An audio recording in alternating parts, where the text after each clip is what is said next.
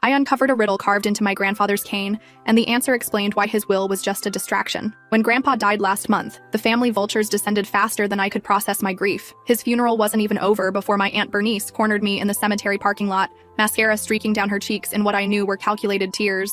"It's just tragic how he left everything to that children's hospital," she sobbed dramatically. $73 million to strangers while his own blood gets nothing. Uncle Clifford nodded gravely behind her, though I'd heard him on the phone earlier complaining about having to buy his own lunch after the service. The will reading had been brutal. Grandpa's entire fortune donated to charity, his mansion sold, even his cars given away. All that remained for family were a few sentimental items. I got his walking cane. Everyone thought it was worthless. Bernice actually laughed when the lawyer handed it to me, a hand-carved wooden stick with an ornate silver handle shaped like a raven's head. "At least someone got something useful," she sneered. That night, alone in my tiny studio apartment, I really looked at it for the first time. The wood was darker than I remembered, worn smooth by decades of Grandpa's hands. But as I traced my fingers along the shaft, I felt something strange, tiny ridges that seemed intentional. I grabbed my desk lamp and angled it carefully. There, carved so subtly they were nearly invisible, were letters and symbols etched into the wood in a spiraling pattern. My heart started racing. I'd spent summers with Grandpa solving puzzles and riddles. He'd always said I had the sharpest mind in the family, that someday I'd need to use it for something important. Those summers felt like a lifetime ago now.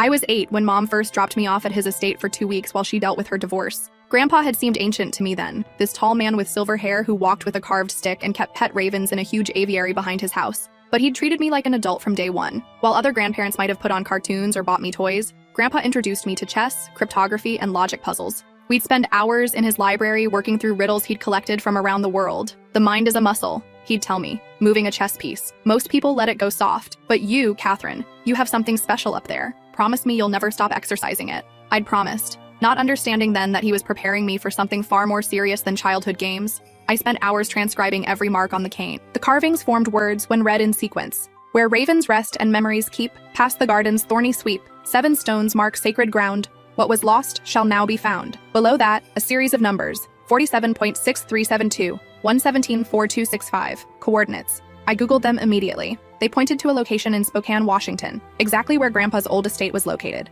The mansion I'd visited every summer as a child, now supposedly empty and scheduled for demolition next week. But why hide coordinates to his own property in a riddle? Unless... My phone buzzed. A text from an unknown number. "Stop looking. Some secrets should stay buried. This is your only warning." I stared at the screen, my hands trembling. Someone else knew about the cane. Someone who didn't want me to solve Grandpa's puzzle. The threatening text made everything click into place. The will had seemed wrong from the beginning. Not just the amount, but Grandpa's complete exclusion of family. He'd always been generous with us, paying for my college tuition, helping with Mom's medical bills when she got sick. The idea that he'd leave everything to strangers while his own granddaughter struggled with student loans didn't match the man I knew. I grabbed my car keys.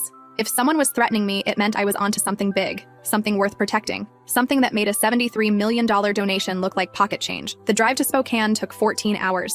I barely stopped, surviving on gas station coffee and adrenaline. My mind kept returning to those summers at Grandpa's house, searching for clues I might have missed as a child. I remembered how carefully he'd maintained the aviary, spending hours each day with his ravens. "They're intelligent birds," he'd explained when I asked why he kept them. "Loyal. They remember faces, hold grudges, and reward kindness. Most importantly, they always return home." Now I wondered if there had been deeper meaning in those words. By the time I reached Grandpa's estate, the sun was setting, casting long shadows across the overgrown gardens. The mansion looked abandoned, just as the lawyers had described. Windows were boarded up and weeds had taken over the once pristine landscaping. But I knew where the ravens rested, Grandpa's old aviary behind the rose garden, where he'd kept his beloved pet ravens for decades. As I walked through the tangled garden, memories flooded back. Grandpa teaching me the names of different rose varieties, the two of us sitting under the old oak tree while his ravens perched nearby, their black eyes watching everything. I found the 7 stones easily. They formed a perfect circle around the oak tree where Grandpa used to sit and watch his birds. But these weren't ordinary garden stones. They were granite markers, each about 2 feet tall, arranged with mathematical precision. The arrangement looked random until I remembered another lesson from those childhood summers. Grandpa had taught me about ancient stone circles, how they were often aligned with astronomical events or used as primitive calendars. I started digging at the center point. 3 feet down, my shovel hit something hard. Metal. I cleared away the dirt with shaking hands, revealing a large steel box with an electronic lock. The display showed a blinking cursor, waiting for a code. That's when I heard footsteps behind me. "I told you to stop looking." I spun around to find a man in his 50s, wearing an expensive suit despite the mud and darkness. His face was familiar, but I couldn't place him immediately. "Who are you?" I demanded, gripping the shovel tighter. "Someone who's been protecting your grandfather's secrets for 30 years. My name is Garrison Thorne. I was his business partner and closest friend." He stepped closer, hands raised peacefully. "And if you open that box, you'll destroy everything he died to protect." The name triggered a memory. Garrison had been at the funeral, sitting in the back. I'd assumed he was just another business associate paying respects. Protect from who? My own family? Garrison's laugh was bitter. Especially your family. Do you really think your grandfather would leave $73 million to charity if he didn't have a damn good reason? I stared at him, my mind racing. The will was fake. A distraction. Not fake. Legally binding and absolutely necessary. Garrison sat heavily on one of the stone markers, suddenly looking exhausted. Your grandfather discovered something about your family that changed everything. Something so dangerous he spent the last 5 years of his life creating an elaborate plan to protect you. Protect me from what? Garrison pulled out his phone and showed me a photograph. It was my Uncle Clifford shaking hands with a man I didn't recognize, standing in front of what looked like a warehouse. Your uncle has been laundering money through your grandfather's businesses for 15 years. Drug money, human trafficking proceeds, weapons deals, millions of dollars in blood money flowing through legitimate companies. Garrison swiped to another photo. Your Aunt Bernice isn't just his accomplice. She's been running the operation. My legs gave out. I sank to the ground staring at the images. That's impossible. They're greedy, sure, but they're not criminals. Your grandfather thought the same thing until he hired a forensic accountant to investigate some irregularities. When the truth came out, he realized they'd been using him as an unwitting front for years. Garrison's voice grew hard. They killed the accountant, made it look like a heart attack. Your grandfather knew he was next. The revelation hit me like a physical blow. I thought about all the family dinners, the holiday gatherings, the way Bernice and Clifford had always seemed so concerned about Grandpa's business decisions. They hadn't been worried about him. They'd been protecting their criminal empire. Marcus Whitley, I whispered, remembering the accountant's name from news reports. The police said he died of natural causes, induced heart attack, untraceable poison that mimics cardiac arrest. Your family has connections to people who specialize in that kind of work. Garrison's expression was grim. Marcus had discovered bank records showing regular transfers from known criminal organizations. He was going to the FBI the next day. Why didn't Grandpa go to the police? Because they had compromised half the police department and 3 judges. The corruption runs deep, and your family sits at the center of it. Garrison gestured to the box in the hole. So he created this. A failsafe. Evidence that could bring down the entire network. Hidden where only you could find it. Why me? Because you're the only one in the family who isn't dirty. You never showed interest in the business. Never asked for money. Never got involved in their scheme. You were the only one he trusted. Garrison's expression softened. And because you're the only one smart enough to solve his riddles. I stared at the electronic lock, remembering more details from those childhood summers. Grandpa had always been secretive about his business dealings, keeping his study locked and taking important calls in private. I'd assumed it was normal executive behavior, but now I wondered what he'd been hiding, or trying to protect us from. What's the code? That's where it gets complicated. Your grandfather designed a security system that requires 3 separate codes, entered in sequence. Each code corresponds to a different location, and you have to physically be at each location to enter it. Where are the other locations? Garrison pulled out a worn piece of paper. The 2nd location is your grandfather's old study at the university where he taught. The 3rd is the cemetery where your grandmother is buried. But here's the problem. Your family figured out you found something. They're already watching both locations. As if summoned by his words, car headlights swept across the garden. We both froze as the rumble of multiple engines grew louder. How did they find us? I whispered. Garrison's face went pale. They must have put a tracker on your car. Or, his eyes widened in horror. The text message. It wasn't a warning. It was a way to trace your phone. 3 black SUVs pulled up to the mansion. Car doors slammed, and I heard voices calling out commands. My Aunt Bernice's voice cut through the night. Fan out. She's here somewhere. The sound of her voice, no longer the grief-stricken mourner from the funeral but cold and commanding, sent chills down my spine. How long had she been wearing a mask around me? How many family dinners had I sat through while she planned criminal activities? What do we do? I grabbed the steel box, trying to lift it, but it weighed at least 50 pounds. Leave it. The 1st code has to be entered here anyway. Garrison helped me cover the hole with loose dirt and branches. We need to get out of here and regroup. But as we turned to flee, floodlights blazed to life, illuminating the entire garden. We were surrounded. Bernice stepped into the light. No longer the grief-stricken sister from the funeral. Her face was cold, calculating, and I realized I was seeing her true self for the first time. Hello, sweetheart. I think you have something that belongs to the family. Uncle Clifford emerged from behind her, flanked by 4 men in tactical gear. These weren't private security guards. They moved with military precision, and their weapons were professional grade. Dad always said you were too smart for your own good, kiddo. Should have minded your own business. The casual way he called Grandpa Dad, while ordering armed men to threaten me, was sickening. How long had they been planning to eliminate anyone who got in their way? This is her grandfather's property, Garrison said, stepping protectively in front of me. She has every right to be here. Bernice smiled, but there was no warmth in it. Actually, the property transfers to the hospital tomorrow. Tonight, we're just cleaning up loose ends. One of the armed men raised his weapon. Where's the box? My mind raced. The code system Garrison had described meant the evidence was useless without accessing all 3 locations in sequence. If I died here, Grandpa's plan died with me. It's not here, I lied. This was just the first clue. The actual treasure is somewhere else. Clifford's face darkened. Don't play games with us. We know Dad hid something here. We've been watching you solve his stupid riddles. How long have you been watching me? Since the funeral, Bernice said. We had to make sure you didn't find anything that could complicate our business arrangements. The casual admission sent ice through my veins. While I'd been grieving, they'd been spying on me, waiting to see if I'd pose a threat to their operation. We put surveillance on your apartment 2 weeks ago, Clifford added. Camera in the hallway, tracker on your car, monitoring software on your phone. We know about every Google search you've made, every text you've sent. That's when I understood. The charity donation wasn't just a cover. It was a way to transfer the property legally while giving me time to find the evidence. Grandpa had anticipated this confrontation. "You killed him," I said quietly. The silence stretched for a long moment. Then Bernice shrugged. Dad was going senile, started asking too many questions, threatening to involve the authorities. We helped him along. The matter-of-fact way she discussed murdering her own father made my stomach turn. How? Same method we used on the accountant. Clean, efficient, looks natural. Clifford checked his watch. "We're on a schedule here. Sunrise brings construction crews and cops. Tell us where the evidence is or this gets messy." Rage flooded through me, hot and pure. He trusted you. He was naive. Money doesn't care about blood relations. Clifford gestured to his men. "Dig up that circle. Find whatever she buried." As the armed men moved toward the oak tree, I noticed something they'd missed. The stones weren't just markers. They were positioned to create shadows in the moonlight, shadows that pointed to specific numbers carved into the tree bark. The first code. While everyone's attention was on the digging, I memorized the sequence. 0072848. Grandpa's birthday, July 28, 1948. It was so like him to make the first code something personal, something only family would know. He'd always celebrated his birthday quietly, usually just the two of us sharing cake in his library while he told stories about his childhood. "There's nothing here," one of the men called out. "Just empty dirt." Bernice's eyes narrowed. "Where is it?" "I told you this was just the first clue." I tried to keep my voice steady. "The real hiding place is encoded in the riddle. I need time to work it out." "You have until sunrise," Clifford said. "Find it or we start removing fingers." They zip-tied my hands and led me back to the mansion, leaving 2 guards to continue searching the garden.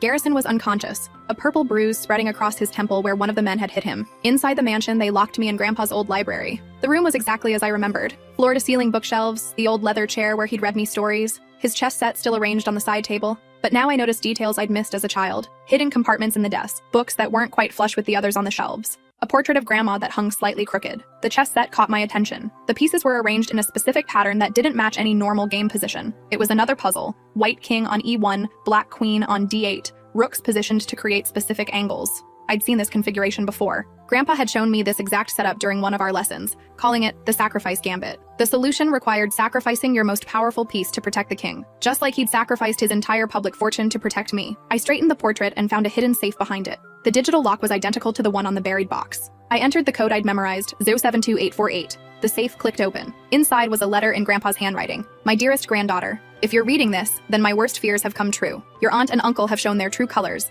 and you're in mortal danger. The evidence in the buried box contains financial records, recorded conversations, and video surveillance that proves their involvement in multiple criminal enterprises. But the most damaging evidence is hidden in plain sight, in my will. The charity I donated to doesn't exist. It's a shell company I created to expose their money laundering network. When the donation fails to process, it will trigger an automatic investigation by the FBI, who have been building a case against them for 2 years. The 3-code system was designed to buy you time and keep you safe. Each location contains additional evidence and instructions. But if you're in immediate danger, there's an emergency protocol. Behind the 3rd bookshelf from the left, press the leather spine of Paradise Lost. It will open a passage to the underground tunnel system I had installed during the Cold War. Follow the tunnel north for half a mile. It emerges in the woods behind the Riverside Cemetery, near your grandmother's grave. In the mausoleum next to hers, you'll find everything you need: new identity documents, cash, and a direct line to FBI agent Patricia Vance, who has been coordinating with me for months. Trust no one else. Your family's corruption runs deeper than you can imagine. I love you more than words can express. Use that brilliant mind of yours to survive. Grandpa.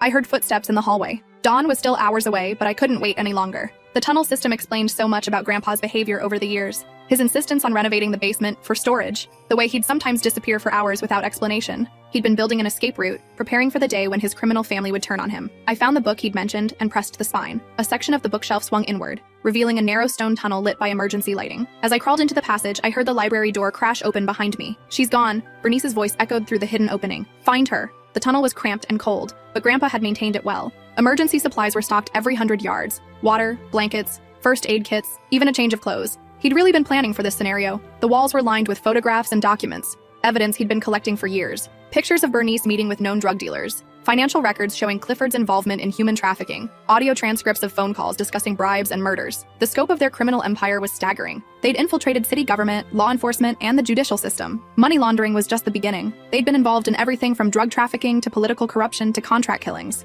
After what felt like hours but was probably only 30 minutes, I emerged from a concealed exit behind a large headstone. Riverside Cemetery stretched out before me in the pre-dawn darkness. I found Grandma's mausoleum easily, a small marble structure with her name engraved above the entrance. The mausoleum next to it was unmarked but had a modern electronic lock. I tried Grandpa's birthday again, 0072848. The lock disengaged. Inside, the mausoleum had been converted into a high-tech safe house. Computer monitors lined the walls, displaying surveillance feeds from various locations around the city. File cabinets contained thousands of documents. A wall safe held stacks of cash, passports, and other identification documents. But the most shocking discovery was the wall covered in photographs. Surveillance shots of my entire extended family engaged in criminal activities. Drug deals, money transfers, meetings with known criminals. Even my cousin Derek, who I thought was just a harmless party boy, was photographed accepting briefcases full of cash. The evidence showed a criminal network spanning 3 states and involving dozens of people. Politicians, judges, police officers, business leaders, all connected to my family's operation. A red phone sat on the central desk. I picked it up, and it automatically dialed a number.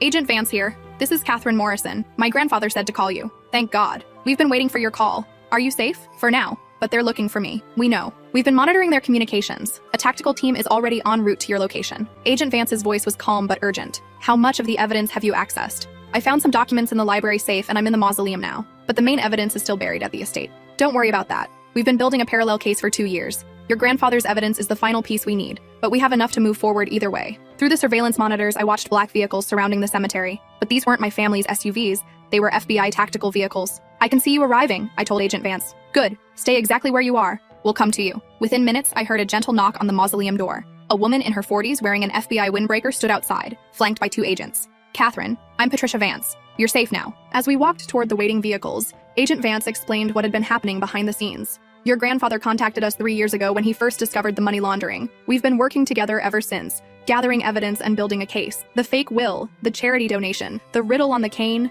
it was all part of an elaborate sting operation. So the $73 million really is going to charity? Eventually, yes. But first it's going to help us seize all of their criminal assets. We estimate the total value of their operation at over $400 million. I stopped walking. $400 million? Your family has been running one of the largest money laundering operations on the West Coast. The Children's Hospital donation was brilliant. It created a legal paper trail that exposes every dirty transaction they've made in the past 5 years. Agent Vance pulled out a tablet showing a complex organizational chart. Your Uncle Clifford wasn't just laundering money, he was coordinating distribution networks for 3 major drug cartels. Your Aunt Bernice was running the human trafficking operation through a network of fake charities and legitimate businesses. The chart showed connections I'd never imagined. Family businesses I'd thought were legitimate, restaurants, real estate companies, shipping firms, were all fronts for criminal activities. Your cousin Derek was handling weapons trafficking through his import-export business. Your other cousin Melissa was running illegal gambling operations through her catering company. Even your Aunt Helen was involved, using her accounting firm to create fake financial records. We reached the command vehicle just as sunrise painted the sky orange. Inside, dozens of agents were coordinating simultaneous raids across 3 states. "Where are they now?" I asked. Agent Vance pointed to a map covered in red pins. "We arrested your aunt and uncle at the estate 20 minutes ago. The rest of the network is being rounded up as we speak." On one of the monitors, I watched Bernice being led away in handcuffs. Her face a mask of rage and disbelief. Clifford was shouting something about lawyers and constitutional rights, but the audio was muted. Seeing them in custody brought a mix of relief and sadness. These were people I'd shared holidays with, people who'd been part of my life for decades. Learning they were criminals was devastating enough, but knowing they'd killed Grandpa made it personal. What about Garrison? He's in protective custody. Turns out he's been our inside informant for the past year. When your grandfather realized he couldn't take down the operation alone, Garrison helped him contact us. So he was protecting me tonight? He was following your grandfather's emergency protocol. If anything happened to your grandfather before we could complete the operation, Garrison was supposed to guide you through the evidence collection process. I sank into a chair, overwhelmed by the scope of what Grandpa had orchestrated. He planned all of this, every detail. The cane, the riddles, the burial site, the tunnel system, even your personality profile. He studied your problem-solving methods for months to make sure you'd follow the clues correctly. Agent Vance handed me a thick folder. "This is for you. Your grandfather's real will." I opened it with trembling hands. The document was brief but shocking. "To my beloved granddaughter Catherine, I leave my entire legitimate fortune, approximately $230 million, held in trust accounts that my criminal relatives never discovered. May you use this money to build a life free from the corruption that destroyed our family." $230 million? I whispered. Your grandfather was very good at keeping secrets. He created separate investment accounts decades ago, long before your aunt and uncle started their operation. They thought they were stealing from a $73 million estate, but they never found the real money. I thought about my tiny studio apartment, my student loans, the part-time job at the bookstore that barely covered rent. All this time, I'd been struggling financially while sitting on one of the largest fortunes in the state. "There's more," Agent Vance said gently. "Your grandfather also left detailed instructions for how he wanted the money used. Half goes to establishing a scholarship fund for students from low-income families. A quarter goes to anti-trafficking organizations. The remaining quarter is yours to do with as you please." I stared at the documents, trying to process the magnitude of what Grandpa had done. He'd turned his own family's greed against them, using their criminal enterprise to fund causes that fought against everything they represented. "He was a brilliant man," Agent Vance said, "and he loved you very much." Over the next several hours, I watched from the FBI command center as the operation unfolded. The coordination was extraordinary. dozens of arrests happening simultaneously across 3 states, all timed to prevent the criminals from warning each other. Derek was arrested at his warehouse while overseeing a shipment of illegal weapons. Melissa was taken into custody at her catering company's offices, where agents found evidence of the gambling operations. Aunt Helen was arrested at her accounting firm, where computers contained detailed records of money laundering transactions. The scope went beyond my family. Corrupt police officers, bought judges, paid politicians, all were being rounded up as part of the operation. The criminal network had tentacles reaching into every level of government and law enforcement. How long will the trials take? I asked Agent Vance. Years. This is one of the largest organized crime cases in the region's history. But with your grandfather's evidence and our undercover work, we have ironclad cases against all the major players. By noon, the scope of the conspiracy was clear. My family had been connected to drug cartels, human trafficking rings, and illegal weapons sales. They'd corrupted politicians, judges, and police officers. The investigation would take years to fully unravel, but the main players were already behind bars. What happens to me now? I asked Agent Vance. Whatever you want. Your safety was our primary concern, but with the network dismantled, you're no longer in danger. She handed me a business card, though I'd recommend keeping a low profile for a while. Some of their associates are still out there. The business card was for a victim services coordinator. It hit me then that I was officially a victim of organized crime, someone whose family had been stolen from them by corruption and greed. 3 months later,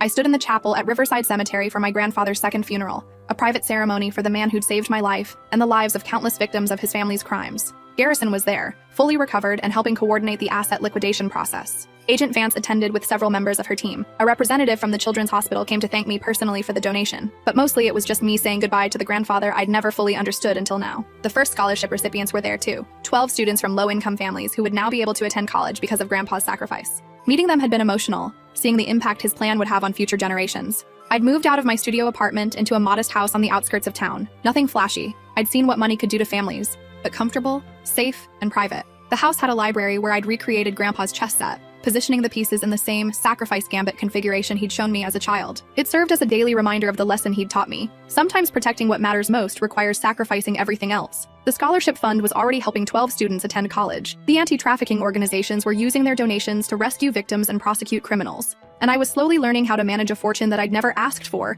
but was determined to use responsibly. Working with the scholarship recipients had become my primary focus. Each student had a story of overcoming adversity, of fighting for opportunities that should have been their birthright. Their determination reminded me why Grandpa's sacrifice had been necessary. Your grandfather would be proud, said Dr. Elena Rodriguez, the scholarship program coordinator, as we reviewed applications for the next round of awards. These students represent everything he believed in: intelligence overcoming circumstances, integrity triumphing over corruption. I'd also started working with the FBI's Victim Services Unit, helping other families who'd been destroyed by organized crime. The experience was therapeutic, turning my trauma into a tool for helping others. As I placed a white rose on Grandpa's grave, I thought about the cane that had started it all. The FBI had returned it after the trials ended, and it now sat in a place of honor in my library. The riddle carved into the wood had faded slightly, but I could still read the words that had changed my life. More importantly, I understood now that the riddle wasn't just about finding hidden treasure. It was about finding the courage to do what's right, even when the cost is everything you thought you knew about your own family. I plan to keep it in a place of honor, a reminder that sometimes the greatest gifts come disguised as worthless trinkets,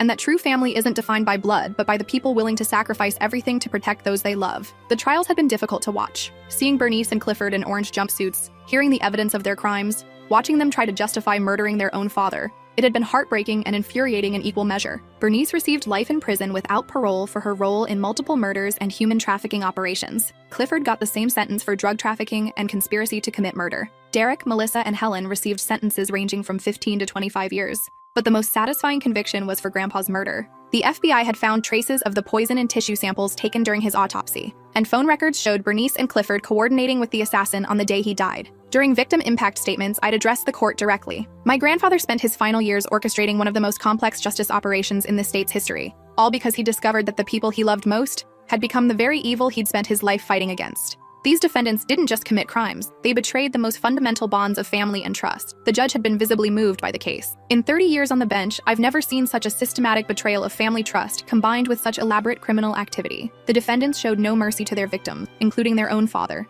and they deserve none from this court. A year after the arrests, I received a letter from one of the trafficking victims the operation had rescued. Maria Elena Santos was 19, originally from Guatemala, and had been forced into prostitution by the network Bernice had been running. "I wanted to thank you," she wrote in careful English. "Because of your grandfather's courage and your bravery in finding the evidence, I am free now. I am in school, learning to be a nurse so I can help other people who have been hurt like me. Your family's money is helping me build a new life. I know your grandfather would be proud of what you have done with his gift." Reading that letter, I finally understood why Grandpa had been willing to sacrifice everything. It wasn't just about stopping criminals. It was about saving lives. giving people like Maria Elena a chance at freedom and dignity. The ripple effects of the operation continued to unfold. Corrupt officials were being removed from office. New oversight procedures were being implemented. Victim services programs were being expanded with funding from the seized assets. The riddle carved into that wooden stick had led me to more than just hidden treasure. It had revealed the truth about good and evil, loyalty and betrayal, and the power of one person's determination to make things right. Grandpa had always said I had the sharpest mind in the family. He just never told me I'd need to use it to destroy the family itself. As I walked away from the cemetery, I felt something I'd never experienced before. The weight of responsibility that comes with genuine power, and the freedom that comes from using it for the right reasons. 6 months later, I was invited to speak at a conference on organized crime. Standing at the podium, looking out at an audience of law enforcement officials, prosecutors, and victim advocates, I thought about how far I'd come from that night in my studio apartment when I first noticed the ridges on Grandpa's cane. My grandfather taught me that puzzles aren't just intellectual exercises, I told the audience. They're training for life. The most important problems we face don't come with instruction manuals. We have to figure them out ourselves, piece by piece, clue by clue. After my speech, a young FBI agent approached me. I wanted to thank you. Your grandfather's case has become a model for how to investigate complex family-based criminal organizations. We're teaching his methods at the academy now. The cane had been carved with a riddle, but Grandpa himself had been the real puzzle. A man who'd spent his final years orchestrating one of the most complex justice operations in FBI history, all to ensure that his granddaughter could inherit not just money, but a chance at a life free from the corruption that had consumed everyone else he'd ever loved. I drove home thinking about the future, the students who would attend college because of his sacrifice, the victims who would be rescued by the organizations he'd funded, and the criminals who would face justice because of evidence he'd spent years gathering. The will had indeed been a distraction, but the real inheritance wasn't hidden in a buried box or a secret mausoleum. It was the knowledge that sometimes the people we love most are willing to become puzzle makers and secret keepers, riddle carvers and fortune hiders, all to ensure that when the truth finally emerges, justice and love triumph over greed and corruption. That night, I found one final letter from Grandpa hidden in the house's mail slot. It was dated just weeks before his death. My darling Catherine, if you're reading this, then you've successfully solved the greatest riddle of all: how to choose integrity over easy money, justice over family loyalty, and truth over comfortable lies. The fortune you've inherited is nothing compared to the character you've shown. Use both wisely. The raven has found its way home. Your grandpa, who loved you enough to become a stranger. I folded the letter carefully and placed it next to the space where his cane would sit when it was finally returned to me. Outside, rain began to fall on the garden where I'd planted a small oak tree in his memory. In time, it would grow large enough to provide shade for future generations, who would hopefully never need to solve riddles carved in wood or follow coordinates to buried secrets. But if they ever did, I hoped they would have the courage to see the puzzle through to the end. Just as Grandpa had taught me to do all those summers when we sat together in his library, playing chess and solving riddles, neither of us knowing that he was preparing me for the most important game of my life. The game where the prize wasn't money or property, but the chance to emerge from a corrupted family's legacy with clean hands and a clear conscience. I'd won that game, but only because Grandpa had spent his final years ensuring I had all the right pieces. The riddle on the cane had been simple, really. It just took me a while to understand that the answer wasn't a location or a combination of numbers. The answer was trust. Trust that the person who carved those words loved me enough to risk everything, including his own life, to give me a fighting chance at something better than the legacy our family name had earned. That night, I slept peacefully for the first time since his funeral, dreaming of ravens and oak trees, hidden treasures and honest fortunes, and the grandfather who taught me that the most valuable inheritance isn't what you receive, but what you choose to do with it.